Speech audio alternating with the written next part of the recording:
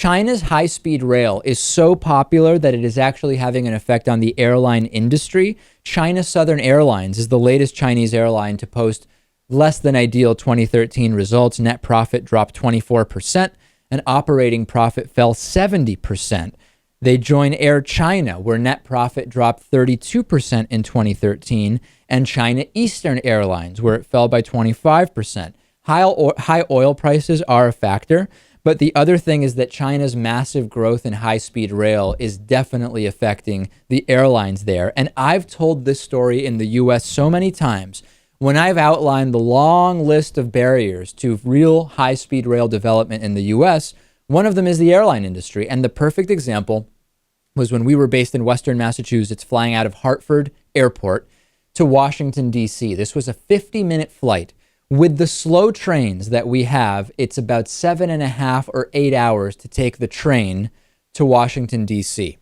Right now, because of the 1 hour, 1 hour and 15, hour and a half that you have to arrive at the airport before flying, combined with a 45-minute drive to the airport, combined with then taking the subway into the city from the airport in Washington, D.C., it made sense, even at an increased cost, for the most part, to fly into Washington, D.C.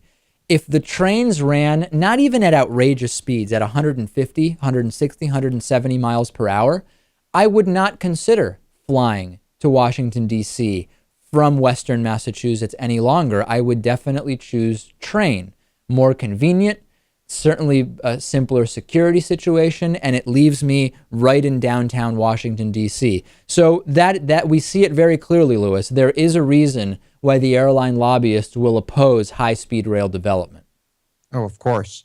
They'll probably oppose alternative energy too, and you name it. But luckily, China already has that infrastructure. It's already set up. Of course, a lot of European countries, Japan, they're all set in that department, and there's really no way to reverse it at this point, and I kind of envy that. Oh, I envy it significantly. I had an opportunity a couple of weeks ago to travel on some of the French trains, and it is just amazing that we are so behind when it comes to rail.